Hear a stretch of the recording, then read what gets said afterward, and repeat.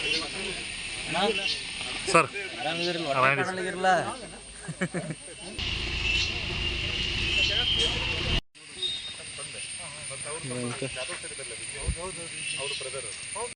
नमस्कार, आपण आता आहोत रामनगर जोडा मार्गावरील जगलबेट येथे. जे जगलबेट गाव काढल्यानंतर जे एक मोठं क्रॉस आहे, त्या क्रॉसवर आता आपण उभे आहोत. या ठिकाणी आज दुपारी 4 वाहनांचा एक विचित्र भीषण अपघात घडलेला आहे आणि या अपघातात ट्रक चालक जागीच ठार झाला असून 7 जण गंभीर जखमी झाल्याची प्राथमिक माहिती आपल्याला या घटनास्थळावरून प्राप्त झालेली आहे. ज्या घटनास्थळावरून जी आपल्याला माहिती मिळाली त्यानुसार जो टिप्पर आहे तो डस्ट भरून कारवारच्या दिशेने जात असताना या वळणावर त्यांनी सर्वप्रथम एका कारला धडक दिली. त्यानंतर दुचाकी आणि बुलेरो पॅसेंजर या वाहनाला धडक दिल्याने हा अपघात घडला.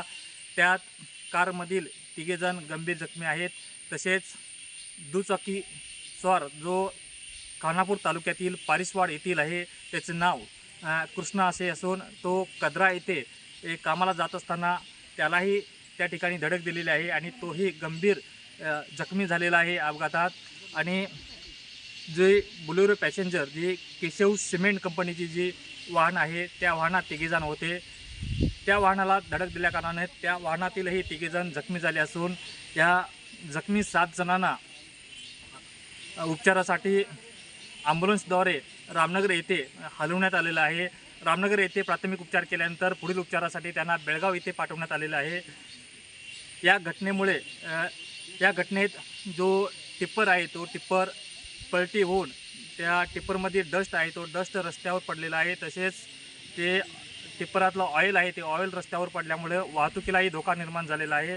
टिप्पर रस्त्याच्या मधोमध पडल्या कारणानं या रस्त्यावर वाहतूक कोंडी निर्माण झालेली आहेत.